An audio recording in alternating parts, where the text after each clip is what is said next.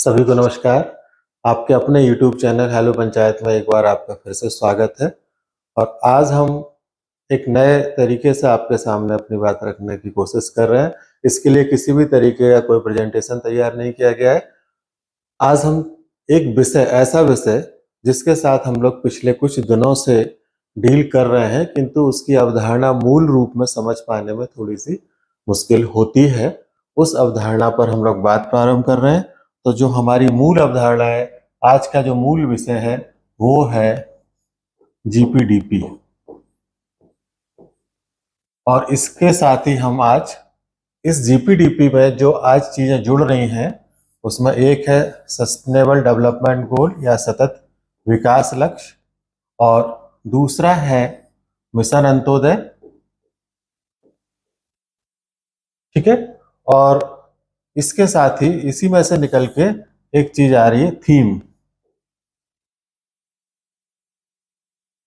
तो मूल जो हमारा विषय केंद्रित रहेगा वो इस पर रहेगा, और ये जो चीजें हैं एसडीजी या उस पर आधारित थीम और मिशन अंत्योदय, इसको कैसे एक यूनिट बनाते हैं उस पर संक्षेप में चर्चा करेंगे। तो सबसे पहले हम जीपीडीपी की बात करते हैं। देखिए, जीपीडीपी में अगर हम इसके शब्दों को अलग अलग करते हैं तो हम यहाँ पाएंगे कि मूल रूप से जो शब्द है वो तीन तरीके से, यहाँ एक खत्म हो गया, एक खत्म हो गया। तो ग्राम पंचायत डेवलपमेंट प्लान, मतलब पहला शब्द है ग्राम पंचायत, दूसरा शब्द है डेवलपमेंट, और तीसरा शब्द है प्लान। तो सबसे पहले हम तीनों शब्दों को का अर्थ समझते हैं। ग्राम पंचायत आप एक इकाई के तौर पर हमारी पंचायत राज संस्थाओं की मूल इकाई है। डेवलपमेंट या विकास का जो मीनिंग है, विकास का अर्थ होता है किसी भी इस दिशा में उत्तरोत्तर वृद्धि या सुधार या परिपक्वता की स्थिति प्राप्त करना। ये तुलनात्मक अवधारणा है कि जहां हम थे वहां से हम आगे की तरफ कैसे बढ़े, वो विकास होगा। इसके बाद प्लान माने योजना। तो ग्राम पंचायत अपनी वर्तमान स्थिति से आगे कैसे बढ़े, इसके लिए जो प्लान बनाया जाना है या जो योजना बनाई जानी है वो कहलाती है जीपीडीपी या ग्राम पंचायत विकास योजना। अब हम यहाँ देखते हैं कि ये जो ग्राम पंचायत विकास योजना है ये हमारी पुरानी चली आ रही प्रक्रियाओं से कैसे भिन्न है। देखिए, ये बात लगभग जब हम लोग देखते हैं कि सुनिश्चित रोजगार योजना, इस तरीके की पुरानी कुछ योजनाएं थी आधारभूत सुविधाएं उपलब्ध कराने वाली, तो वहां एक शब्द उपयोग होता था, वो था वार्षिक कार्य योजना, एनुअल एक्शन प्लान। तो ये जो वार्षिक कार्य योजना बनती थी, वो वार्षिक कार्य योजना एक साल विशेष में प्राप्त होने वाली राशि को ध्यान में रख करके बना ली जाती थी, और उसके आगे पीछे की चीजों की तरफ ध्यान नहीं दिया जाता था कि पैसा कुल कितना आएगा, काम कौन से जरूरी है, कौन से कामों की आवश्यकता सबसे ज्यादा है, किस तरीके के चीजों को प्राथमिकता पर लेना चाहिए। ये सब चीजें वार्षिक कार्य योजना में नहीं होती थी। जब योजना इसके साथ प्लान जोड़ा, प्लान माने व्यवस्थित ढंग से किसी कार्य को करने की रणनीति बनाना, तो जब ग्राम पंचायत के विकास की रणनीति तैयार करने के लिए जो एक अवधारणा सामने आई वो कहलाती है जीपीडीपी। देखिए, अभी हमने देखा ही ग्राम पंचायत विकास योजना की जो अवधारणा है वो पुरानी वार्षिक कार्य योजनाओं की अवधारणा से अलग है। पुरानी वार्षिक कार्य योजना की जो अवधारणाएं थी वो केवल अधोसंरचनात्मक विकास पर, सीमेंट, कंक्रीट, नाली और चबूतरा, बाउंड्री वाल, भवन, इस पे केंद्रित हुआ करती थी। जो ग्राम पंचायत विकास योजना की अवधारणा जो भारत सरकार पंचायती राज मंत्रालय के द्वारा धरातल पर उतारने का प्रयास किया जा रहा है वो उस पुरानी सिस्टम से, पुरानी व्यवस्था से अलग है। ये जो ग्राम पंचायत विकास योजना है ये एक ग्राम पंचायत के सर्वांगीण विकास की तस्वीर को तैयार करने का एक प्रयास है। तो इसमें क्या क्या शामिल होगा अगर हम देखें तो एक अधोसंरचना भी हो जाएगी, एक पार्ट रहेगा, इसके बाद उस ग्राम पंचायत का सामाजिक विकास, उसका आर्थिक विकास, उसका मानव विकास। तो एक मनुष्य के जीवन के जितने भी पहलू हो सकते हैं उस सारे पहलुओं को ग्राम पंचायत विकास योजना में सम्मिलित करते हुए यह कोशिश की जानी चाहिए कि एक ग्राम पंचायत अपने नागरिकों के जीवन स्तर को किस ऊंचाइयों तक विकास की दिशा में ले जाना चाहती है, वो अपनी उन पूरी रणनीति या योजना को ग्राम पंचायत विकास योजना के अंतर्गत सम्मिलित करेगी। तो देखिए यहां पर एक चीज और आप पाएंगे कि ये जो ग्राम पंचायत विकास योजना है, इसमें जो गतिविधियां ली जाती हैं वो गतिविधियां ऐसी नहीं है कि सारी गतिविधियों के लिए पैसों की आवश्यकता हो।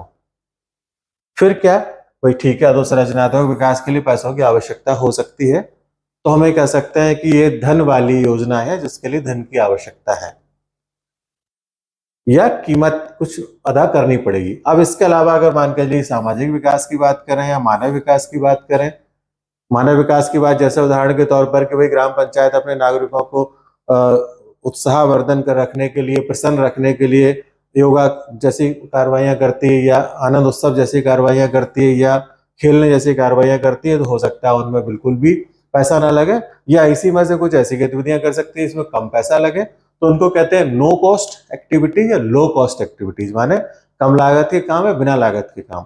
तो ये जो इस चश्मे से ग्राम पंचायत विकास योजना को देखना होगा कि भाई ग्राम पंचायत की जो विकास योजना है वो केवल अधोसंरचनात्मक विकास की नहीं है, अब इसको तो हमको बिल्कुल आखिरी में ले जाना है। ये हमारी वो चीजें हैं जो इसको प्रमुखता से सम्मिलित किया जाना चाहिए, और यही चीजें हैं जो इसको सस्टेनेबल डेवलपमेंट गोल या एसडीजी से, थीम आधारित से जोड़ती है और मिशन अंत्योदय से जोड़ती है। अब हमें देखते हैं कि जो मिशन अंत्योदय है वो इस पूरी प्रक्रिया में कहां से आकर के जुड़ जाता है। तो अभी हम देख रहे थे कि एक ग्राम पंचायत अपने नागरिकों के सर्वांगीण विकास के लिए ग्राम पंचायत विकास योजना में गतिविधियों को सम्मिलित करेगी, लेकिन अब ग्राम पंचायत को एक ऐसे पता लगेगा कि उसका अभी का स्तर क्या है और उसको क्या स्तर प्राप्त कर लेना चाहिए। इसी के लिए एक सर्वे किया जाता है जो इस पूरे ग्राम पंचायत विकास योजना में सम्मिलित होता है। पंचायतों के लिए एक मार्गदर्शी रूप से वो आंकड़े प्रस्तुत करता है, उसको हम लोग अंग्रेजी में कहते हैं मिशन अंत्योदय, ऐसे लिखते हैं एमए, और मिशन अंत्योदय उसको हिंदी में बोलते हैं।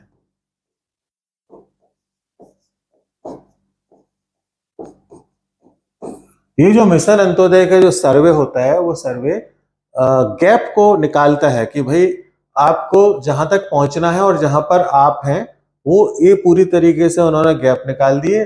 उन गैप को पूरा करने के लिए आपको किस प्रकार के प्रयास करने होंगे, वो फाइंडिंग या वो चीजें बाहर आती है और उनको आप कैसे अपनी ग्राम पंचायत विकास योजना में सम्मिलित करते हैं। तो इस प्रकार से मिशन अंत्योदय का जो सर्वे है या जो आंकड़े हैं वो ग्राम पंचायत विकास योजना तैयार करने में ग्राम पंचायतों के लिए एक सहायक भूमिका निभाते हैं। तो अभी तक हमने संक्षेप में जीपीडीपी की अवधारणा को समझा, मिशन अंत्योदय जो प्रक्रिया है उसको समझा। अब हम अपने तीसरे विषय की तरफ जाते हैं, वो है एसडीजी। ठीक है, सस्टेनेबल डेवलपमेंट गोल। अगर हम हिंदी में लिखते हैं तो ये है सतत, ये विकास और ये लक्ष्य। तो अभी थोड़ी देर पहले हम जब ग्राम पंचायत विकास योजना की बात कर रहे थे तो हमने आपको विकास का अर्थ समझाया था कि किसी भी वर्तमान स्थिति से उत्तरोत्तर वृद्धि की तरफ जाना विकास है, जो एक तुलनात्मक रूप से हम उसको परिभाषित करते हैं कि कितना विकास हुआ। सतत विकास और विकास में अंतर है। विकास एक परंपरागत अवधारणा थी, सतत विकास अवधारणा पिछले कुछ दशकों में सामने आई है। सतत विकास अवधारणा का मूल जो अर्थ है वो ये है कि विकास हो, उत्तरोत्तर वृद्धि हो, किंतु संसाधनों को भी भविष्य की पीढ़ियों के लिए सुरक्षित रखा जाए। ऐसा नहीं हो कि आज विकास की दौड़ में हम सारे संसाधनों का भी उपयोग कर लें। तो सस्टेनेबल, एक सतत रूप से संसाधन सुरक्षित रहें और जो संसाधन है उन्हीं संसाधनों का अधिकतम उपयोग इस प्रकार से किया जाए कि ऐसा नहीं हो कि वो संसाधन कल खत्म हो जाए और भविष्य की पीढ़ियां और अधिक संकट में आ जाएं। तो सतत विकास या संवहनीय विकास इस व्यवस्था को स्थापित करता है कि विकास के साथ संसाधनों का समझौता ना हो और जो विकास की प्रक्रिया है उस प्रक्रिया में संसाधन भविष्य के लिए, भविष्य की पीढ़ियों के लिए भी सुरक्षित हो। तो ये 2015 में यूनाइटेड नेशंस ने सस्टेनेबल डेवलपमेंट गोल की अवधारणा दी और ये सस्टेनेबल डेवलपमेंट गोल हमारी जीपीडीपी की जो कंटेंट है, जो उसके तत्व हैं, उन सबको इसमें समाहित किए हुए हैं। अब हम एक नज़र उन 17 एसडीजी पर डालते हैं जिनके बारे में इतनी देर से हम बात कर रहे थे और जो मूल लक्ष्य है सतत विकास के लिए कि ये स्थिति हमको प्राप्त करनी होगी। उसमें सबसे पहला है, जैसे ये देख पा रहे हैं यहाँ, गरीबी, शून्य गरीबी माने जीरो लेवल पर गरीबी को लाना, भुखमरी को खत्म करना, अच्छा स्वास्थ्य और सभी लोगों को खुशहाली देना, अच्छी गुणवत्तापूर्ण शिक्षा, लैंगिक समानता माने महिला पुरुष इस तरीके से हम लैंगिक रूप से भेदभाव नहीं कर सकते, सभी को स्वच्छ जल मिले और अच्छा स्वच्छ रहने का वातावरण मिले, सस्ती और प्रदूषण मुक्त ऊर्जा, इसके बाद उत्कृष्ट कार्य और आर्थिक वृद्धि माने आर्थिक रूप से वृद्धि भी सुनिश्चित हो सके, उद्योगों में नवाचार और बुनियादी सुविधाएं हो, असमानताओं में कमी हो, संवहनीय शहर और समुदाय माने जो सस्टेनेबल शहर माने शहर जो है या जो कम्युनिटी है वो भी सतत रूप से स्वयं को स्थापित कर सके। इसी तरीके संवहनीय उपयोग और उत्पादन में सतत संवहनीय एक ही शब्द है जिसको अभी हम लोग सस्टेनेबल में समझ रहे थे, उसको इसमें जो दिखाया गया है। जो जलवायु है उस पर भी ध्यान दिया गया है कि जलवायु परिवर्तन के नकारात्मक प्रभाव ना पड़े, जलीय जीवों की सुरक्षा एकदम स्पष्ट है।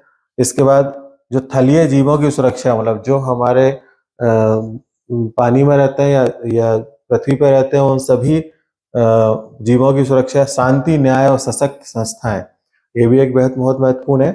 और उसके बाद इन लक्ष्यों हेतु भागीदारी। तो इस तरह से ये 17 मूल लक्ष्य हैं जो जिन्हें सतत विकास लक्ष्यों के अंतर्गत सम्मिलित किया गया। और हमारी जो हमसे इसका क्या संबंध है? हमसे संबंध है ग्राम पंचायत विकास योजना बनाते समय इन लक्ष्यों को भी हम अपनी विकास योजना के अंतर्गत सम्मिलित करें और उसकी प्राप्ति के लिए समय सीमा निर्धारित करें। अब क्या हुआ, ये इतने ज्यादा थे कि सभी एक ग्राम पंचायत के साथ इनका संबंध स्थापित करना थोड़ा सा जटिल था। तो अब भारत सरकार पंचायती राज मंत्रालय ने इन्हीं सारी थीम में से कुल मिला के 9 थीम और निकाल दी हैं, और नहीं इन्हीं में से मतलब अब आ जाती है 9 थीम। ठीक है, तो आज ये बात हो रही है कि हमारी ग्राम पंचायत विकास योजना में सतत विकास लक्ष्यों से संबंधित 9 थीम सम्मिलित होंगी। अब वो 9 थीम कौन सी हैं वो हम देखते हैं। अब उन 17 जो सतत विकास लक्ष्य थे उनमें से भारत सरकार पंचायती राज मंत्रालय ने अपनी पंचायतों के स्वरूप के और उनकी आवश्यकताओं के हिसाब से कुल 9 लक्ष्य उसमें से ले लिए। उन 9 में से क्या क्या लिए? सबसे पहला है गरीबी फ्री और लाइवलीहुड माने सभी व्यक्तियों को अपनी आजीविका सृजित हो, प्राप्त हो। हेल्दी विलेज मतलब स्वस्थ विलेज।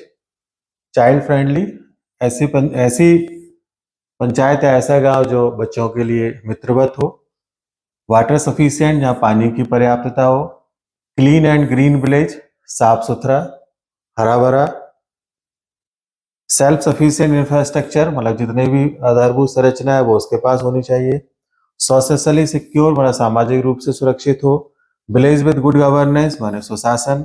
और वुमेन फ्रेंडली माने महिला मित्रवत।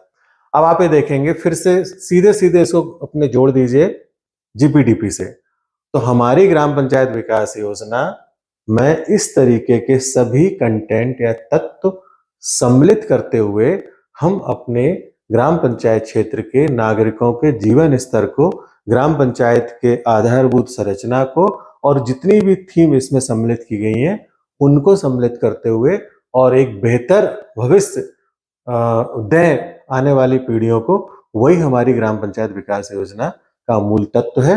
आने वाले जो और वीडियो हमारे होंगे, अब उन वीडियो में हम पृथक रूप से ग्राम पंचायत विकास योजना के सेक्टर के हिसाब से, उसी बनाने की प्रक्रिया के हिसाब से, मिशन अंत्योदय की प्रक्रिया के हिसाब से और सस्टेनेबल डेवलपमेंट गोल के 17 के अंतर्गत हमारा अब जो सब्जेक्ट है वो इन 9 तक है।